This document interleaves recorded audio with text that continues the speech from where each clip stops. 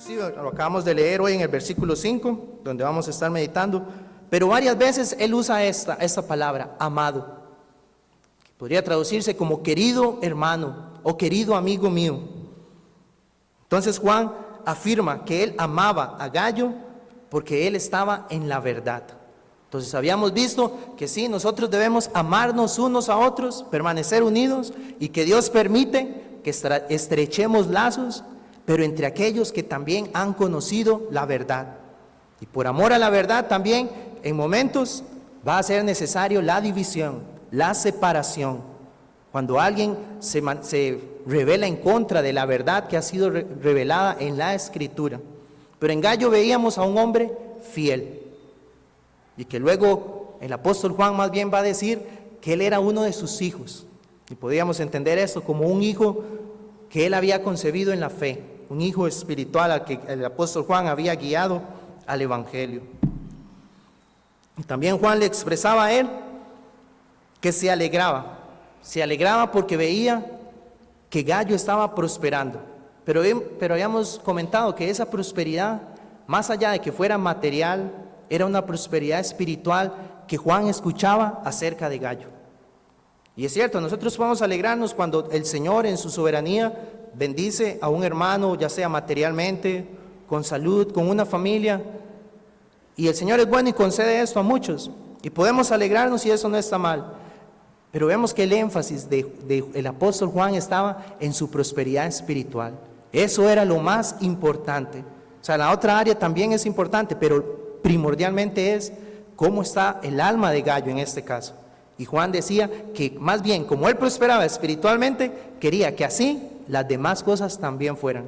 Pero muchas veces habíamos visto que el enfoque nuestro más bien está en que a alguien le vaya bien materialmente o humanamente, sin importar si espiritualmente está estancado o está descuidando la parte de los medios de gracia, de congregarse, de la comunión. Que más bien eso deberíamos orar por los hermanos para que eso sea lo que él tenga mayor prosperidad. Y finalmente la semana anterior lo que vimos era que el gozo de Juan estaba en escuchar que como Gayo practicaba la verdad. Y hoy vamos a ver que esa verdad que él anunciaba se manifestaba en la hospitalidad. Esa era la prueba de que Gayo andaba en la verdad. ¿Cierto? Eso involucra muchas áreas, pero el aspecto que el apóstol mencionaba aquí era que él había escuchado acerca de recibir a aquellos que anuncian el evangelio y estaba abriendo sus puertas a esos ministros itinerantes, como lo llamaba un hermano. Entonces también habíamos visto que la palabra nos dice, en Romanos 2, por ejemplo, dice, Romanos 2:13, porque no son los oidores de la ley los justos ante Dios, sino los hacedores de la ley serán justificados. Y en el versículo 7, ahí mismo en Romanos 2, Pablo decía esto: vida eterna a los que perseverando en bien hacer buscan gloria y honra e inmortalidad. Y en el versículo 8 dijo Pablo: pero ira y enojo a los que son contenciosos y no obedecen a la verdad, sino que obedecen a la injusticia. Entonces, en un pasaje como este nosotros no podemos decir, ¿verdad?, que Pablo ahí nos está hablando en una justificación por obras, porque sabemos que la salvación es solo por fe en Jesucristo, que luego en Romanos 3:22 y en Romanos 5:1, eso es lo que el apóstol Pablo defiende. Justificados pues por la fe, tenemos paz para con Dios por medio de nuestro Señor Jesucristo.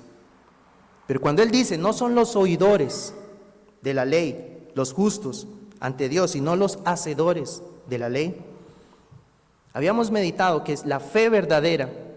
Cada uno de nosotros que hemos creído en Jesucristo, la vida, la manera en la cual nosotros nos conducimos, demuestra que hemos escuchado esa ley y que ahora nuestra vida da evidencia de que esa verdad que hemos oído se manifiesta en cómo actuamos en cada aspecto de nuestra vida.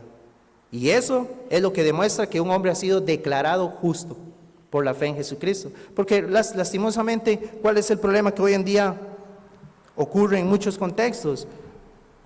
Cuando las personas adquirimos o las personas adquieren mucho conocimiento acerca de la palabra, y hoy hay muchos medios, muchas facilidades en las cuales podemos ser instruidos.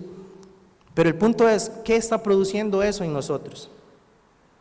¿Es solamente para generar contienda, para generar discusión, para buscar ganar una conversación con alguien de otra postura? Realmente no debe ser así. Mientras más conocemos de Dios, más bien eso nos lleva a reconocer cuán grande es Él y cuán poco conocemos más bien. Y eso nos humilla, pero también el Espíritu Santo nos va a guiar para poder vivir lo que estamos conociendo hoy. Entonces la pregunta es, todo el tiempo que hemos estado aquí en la iglesia o el tiempo que usted lleve en el caminar con el Señor, todas esas verdades que usted ha escuchado acerca de la palabra, ¿han transformado su vida? ¿Puede decir que usted hoy es diferente a como lo fue hace 5 años? Que la palabra ha venido transformándolo y usted está practicando la verdad y está siendo hacedor de todo lo que constantemente el Señor le permite escuchar. Y eso era lo que el apóstol Juan elogiaba de Gallo, la hospitalidad. Y ese es el título del sermón en esta mañana, la hospitalidad cristiana.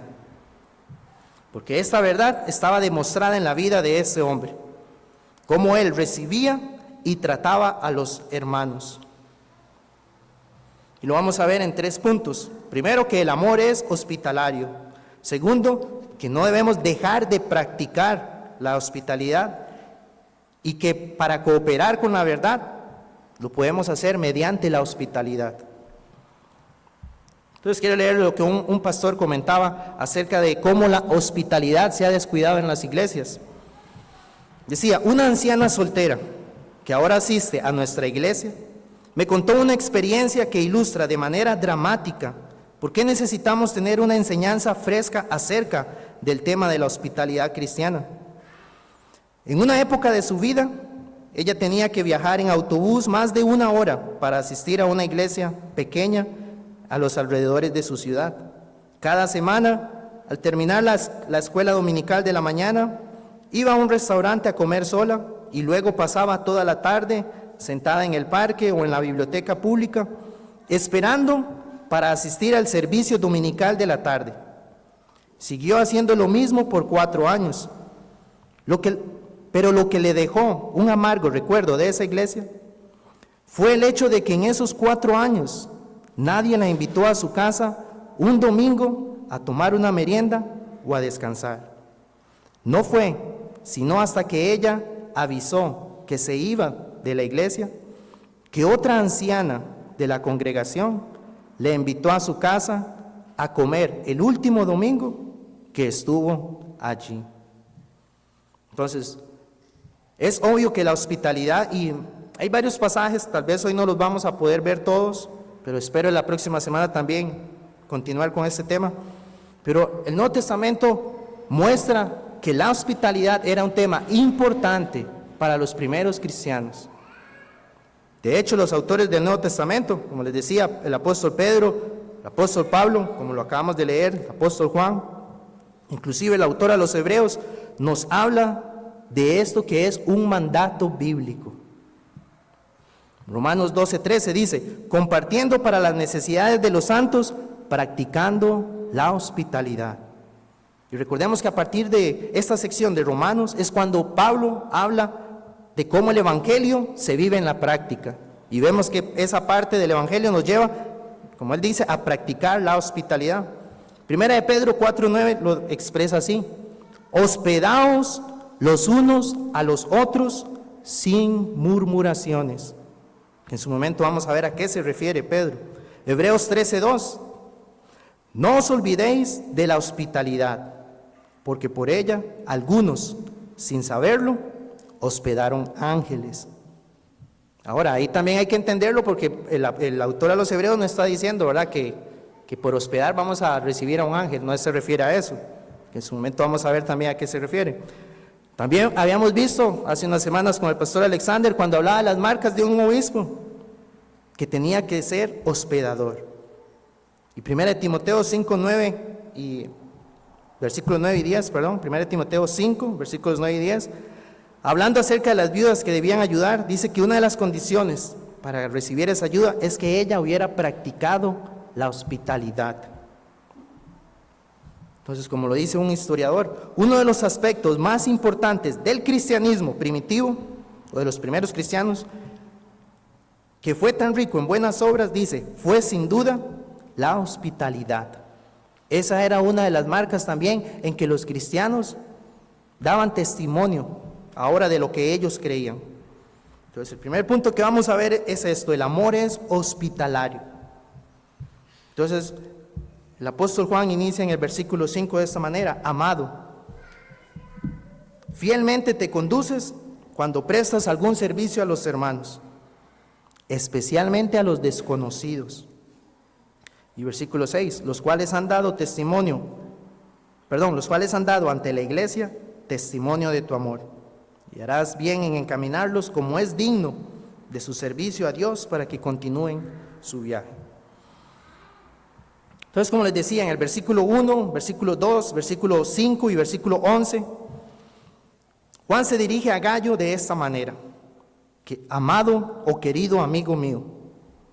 Ahora, nosotros, y quiero mencionarlo de una vez, porque no se trata, ¿verdad?, de que ahora nosotros, al escuchar que el cristiano era hospitalario, que yo salga ahora diciendo tengo que cumplir esto, porque vemos que siempre lo primero que debemos enfatizar es lo que el evangelio produce, porque sería enseñar algo que sería simplemente algo moral, que usted salga creyendo que ahora tiene que hacer eso y cumplir, pero no, cuando el evangelio, y por eso vamos a ver cuando Juan le dice amado, recordemos, él era amado por el apóstol, que él lo había expresado, que probablemente él lo guió en la verdad de Jesucristo, pero también vemos que Gallo era amado por los hermanos, por la iglesia, pero más allá de eso, debemos recordar que él fue amado por Dios, elegido desde la eternidad, antes de la fundación del mundo, y en un momento él escuchó el evangelio, y él atendió al llamado, y fue justificado por la fe, y ahora vivía en santidad, en ese proceso de santidad que Dios le concede a su pueblo. ¿Y cómo se manifestaba? Siendo hospitalario, era parte de esa obra, de esa buena obra que Dios había preparado de antemano para que anduviera en él. Entonces, esto que se produce en él es el efecto de haber creído al evangelio. Y hoy nosotros, como pueblo de Dios, que estamos bajo el nuevo pacto, que hemos creído en él por la obra de su Espíritu Santo, también debemos manifestar esto. Hemos sido amados por el Señor. Primera de Juan 4, en la primera epístola, capítulo 4 y versículos 9 y 11, dice: en esto se mostró el amor de Dios para con nosotros, en que Dios envió a su Hijo unigénito al mundo para que vivamos por él. Por eso hemos sido amados, ahí se mostró el amor de Dios. Y el versículo 10 dice: en esto consiste el amor, no en que nosotros hayamos amado a Dios, sino en que Él nos amó a nosotros y envió a su Hijo en propiciación por nuestros pecados. Y Juan lo vuelve a decir: amados, si Dios nos ha amado así, debemos también nosotros amarnos unos a otros. Ahora, eso era lo que Juan le recordaba al hermano Gallo. Así Dios le amó a usted, que envió a su Hijo Jesucristo para que Él sufriera por sus pecados y pagara la culpa que usted merecía en su lugar. Y esto, hermanos, es lo que nosotros hoy debemos siempre meditar. Cuánto Dios nos ha amado en Cristo. Esa es la muestra más grande de ese amor. Pero entonces esta verdad, como dice el hermano, debe transformarnos en cómo nos amamos los unos a los otros. Si hemos recibido por gracia ese amor de Dios en nuestras vidas, nosotros entonces que disfrutamos por la gracia de Dios de ese amor, y habiendo recibido su perdón, habiendo recibido su gracia, habiendo nacido de nuevo por la obra del Espíritu Santo, entonces sabemos que Él habita en nosotros, el Espíritu de Dios, y nos capacita para que estas virtudes cristianas se manifiesten en nosotros. Si fuera por nuestra propia voluntad, nosotros no abriríamos nuestros hogares o no seríamos una persona que se preocuparía por los otros. Porque realmente lo que hoy nosotros vemos en el mundo es el egoísmo que existe. Que sabemos que esto va en contra de la ley de Dios, el ser egoístas. Entonces nosotros debemos dar gracias a Dios entonces porque Él nos ha amado. Y Juan continúa y le dice, fielmente te conduces cuando prestas algún servicio a los hermanos, y especialmente a los desconocidos. Entonces, cuando él dice que fielmente te conduces, se refiere que él se mantiene fiel a la verdad. Eso es a lo que se está refiriendo. Se mantiene como un creyente, fiel al evangelio que ha recibido. Y podemos entonces decir que su obra, como les mencionaba, es el resultado de su fe. Se conduce fielmente a esa verdad y, como les mencionaba al inicio, se manifiesta su fe en esa obra que él estaba haciendo. Pero también veamos esto, porque el corazón del hombre es tan engañoso que uno podría hacer cosas para ser visto por los demás. Que eso también el Señor les dijo, no, que su mano derecha no sepa lo que hace su mano izquierda. Todo lo que nosotros hoy hacemos es por gracia del Señor, como resultado de nuestra fe. Y todo eso lo que debe buscar es la gloria de Dios, solamente, no el que yo sea reconocido por ser alguien, en este caso muy hospitalario, no es eso también, porque como les digo, podemos desviarnos fácilmente aún de estas cosas buenas, pero eso no nos exonera de que debemos cumplirlo, si tenemos, y si, ¿verdad?, como iglesia del Señor, tenemos a su Espíritu. Pero entonces es esto parte de lo que el Señor nos puede hablar hoy, en lo que necesitamos como iglesia, también ejercer esta virtud. También cuando Él le dice, te conduces, fielmente te conduces, ahí la idea es que fielmente trabajas, o fielmente haces esta obra, o fielmente practicas este servicio a los hermanos. Podríamos leerlo así: cuando haces algún servicio, algún trabajo a los hermanos, estás trabajando u obrando como un verdadero creyente. Y especialmente cuando lo haces a los hermanos que desconoces. En este caso, ¿cuáles eran esos hermanos desconocidos? Bueno, los maestros itinerantes, los que estaban saliendo a predicar el evangelio. Probablemente podían ser hermanos que venían de la iglesia donde estaba el apóstol Juan y llegaron donde Gallo y regresaron donde Juan y le comentaron todo lo que el hermano Gallo cómo los recibió y cómo los hospedó. Nuestro Señor en Lucas 14 y versículos 12 al 14 también lo expresó de esta manera, similar. Dijo también al que le había convidado: cuando hagas comida o cena, dice, no llames a tus amigos, ni a tus hermanos, ni a tus parientes, ni a vecinos ricos, no sea que ellos, a su vez, te vuelvan a convidar y seas recompensado. Dice, mas cuando hagas banquete, llama a los pobres, a los mancos, los cojos y los ciegos, y serás bienaventurado, porque ellos no te pueden recompensar, pero te será recompensado en la resurrección de los justos. Ahora, nuevamente, ¿verdad? Ahí no está hablando de una salvación por obras. Nuestro Señor habló, ¿verdad?, de esos reconocimientos, por así decirlo, o como el Señor, a pesar de ser siervos que hacemos lo que se nos manda, aún el Señor va a reconocer ese esfuerzo. Y aquí está hablando acerca de eso, y siguiendo la línea de lo que hacía Gallo, porque él hospedaba a hermanos que desconocía, y tal vez iban a estar una sola vez y nunca más lo iban a volver a ver. Entonces ellos no podían recompensarle lo que él estaba haciendo, y no debía ser esa la motivación, hacer algo para que luego me devuelvan el favor, como uno dice. No, realmente era una disposición totalmente a servir, porque ¿cuál era el ejemplo? Cristo. Ese es el ejemplo que nosotros como creyentes tenemos de la hospitalidad.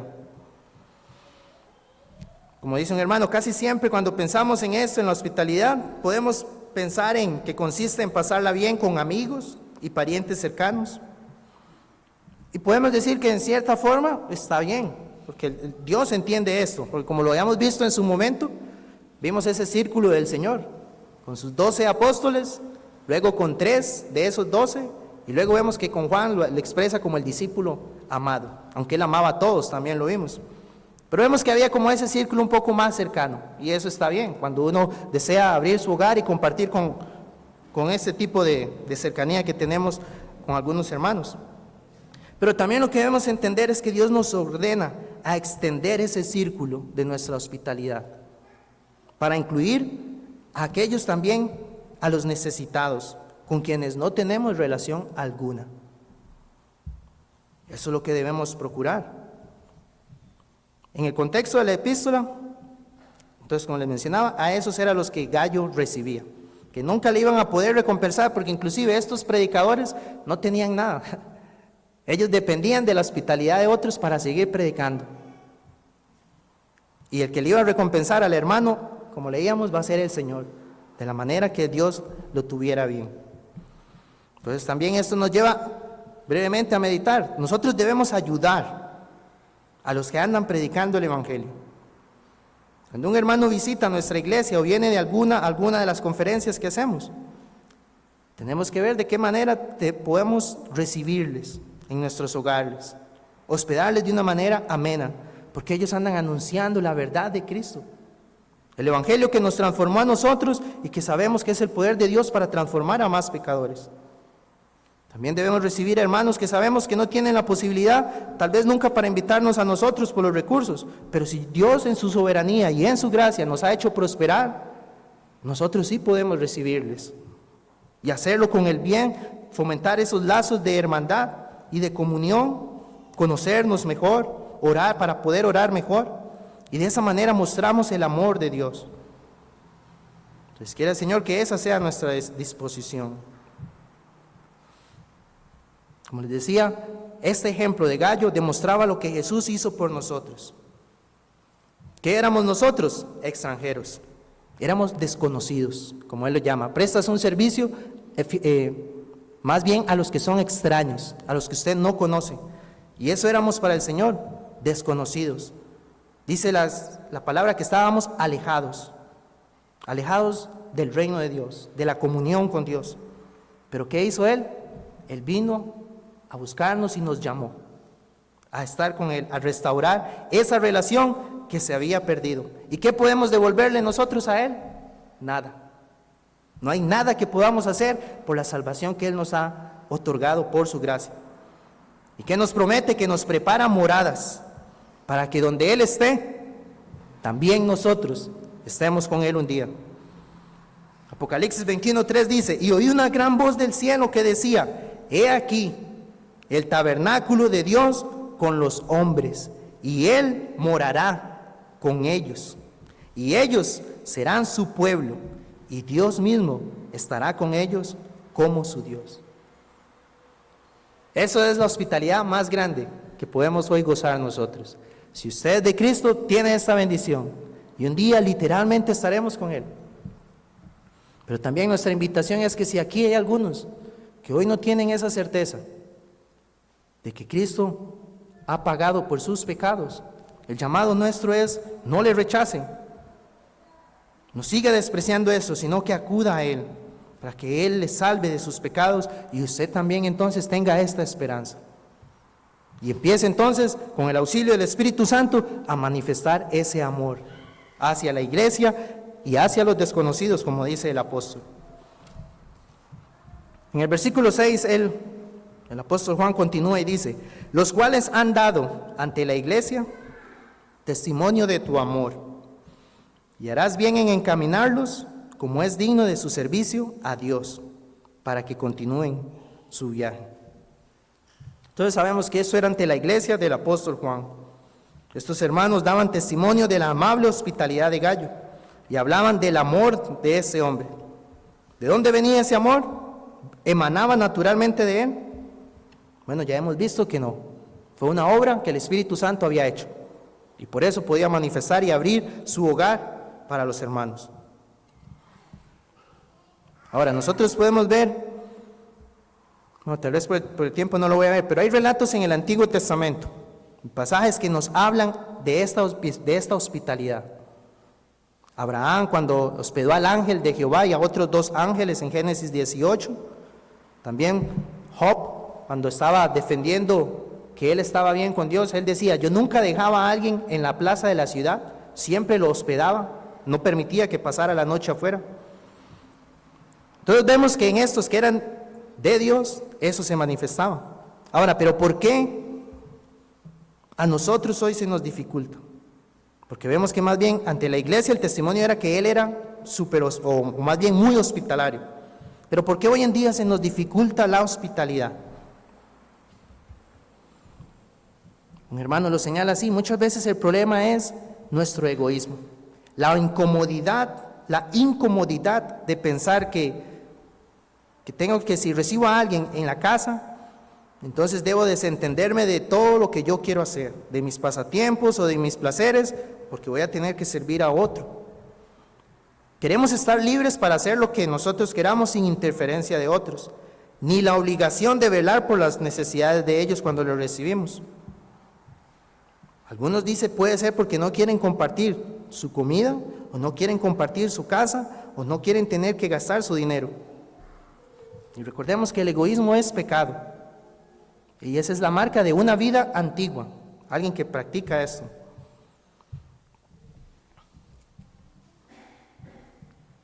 Inclusive un hermano da este ejemplo, hablando de cómo hoy en día las viviendas son construidas. Dice: la arquitectura moderna diseña ahora salas de estar, comedores y cocinas más pequeñas, porque la hospitalidad ya no es una prioridad.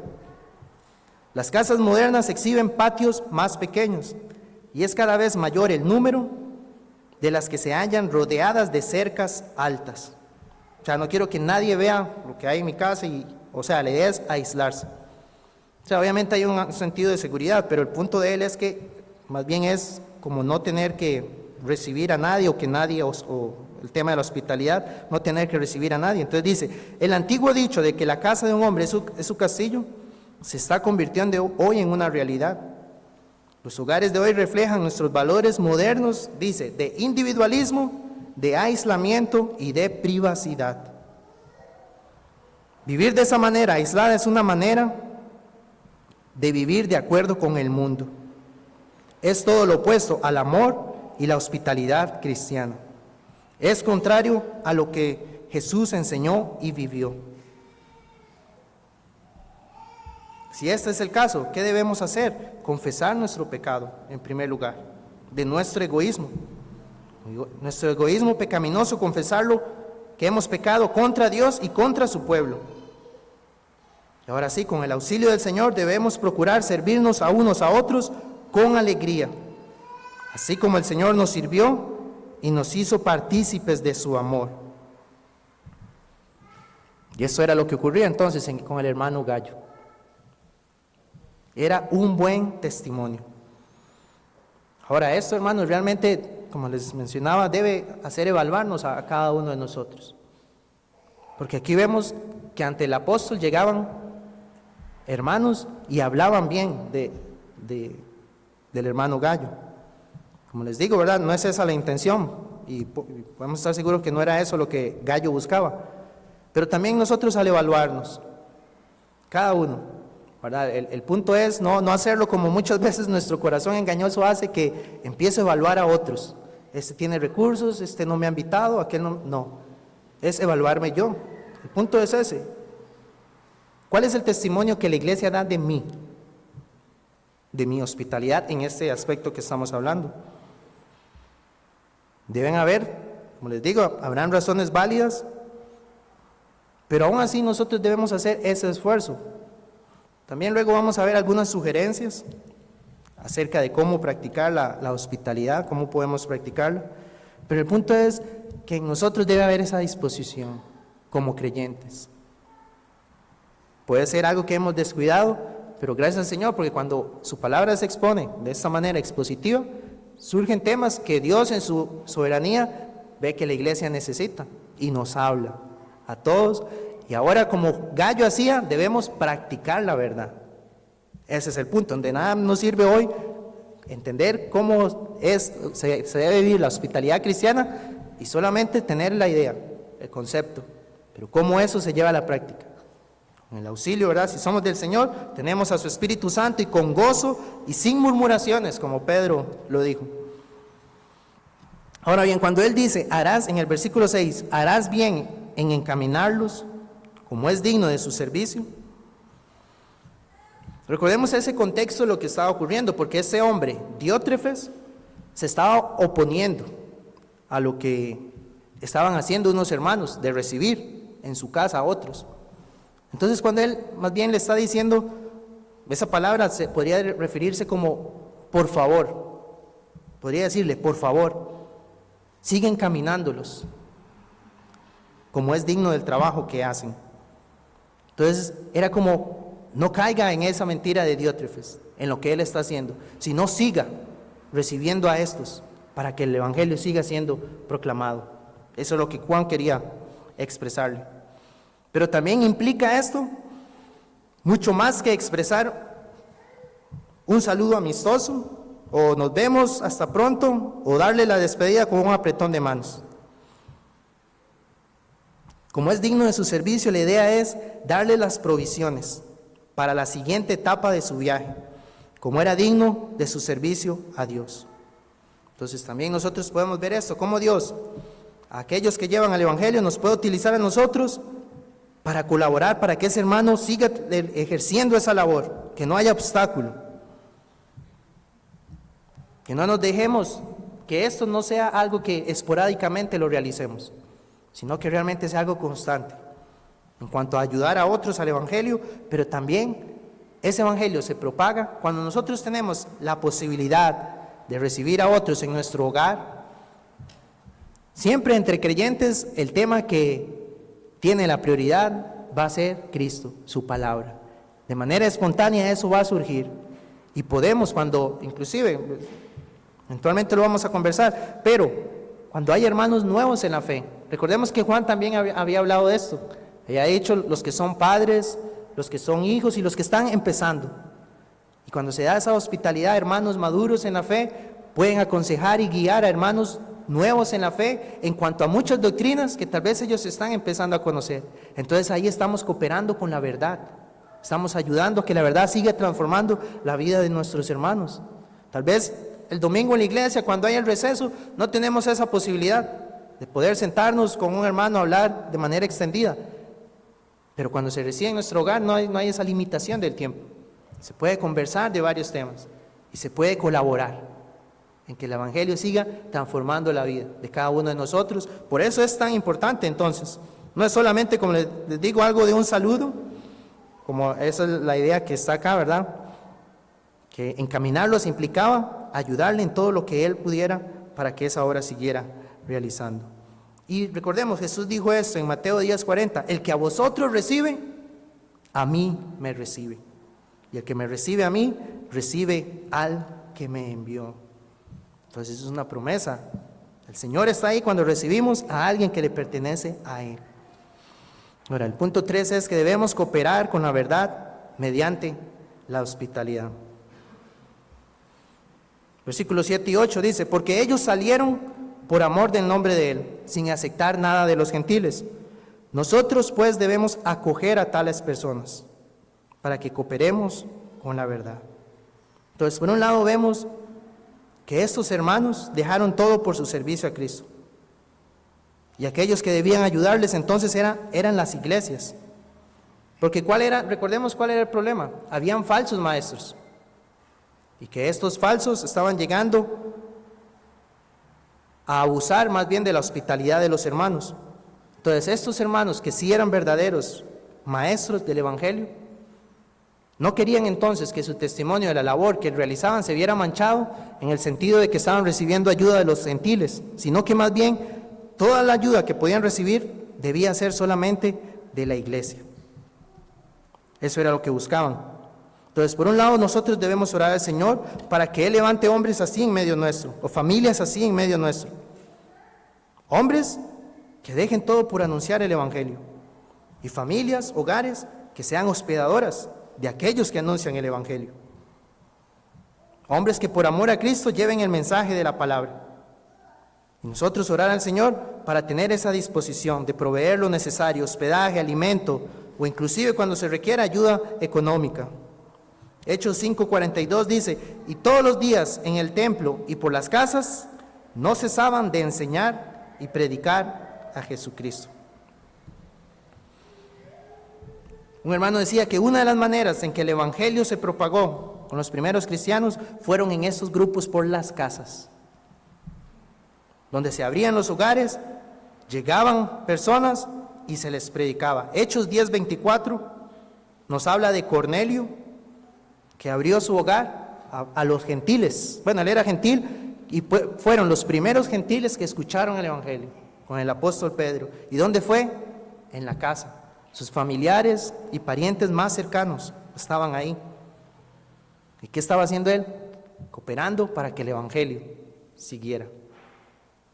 Invitar familiares, amigos a comer a nuestras casas, también se forma una atmósfera perfecta para compartir el Evangelio.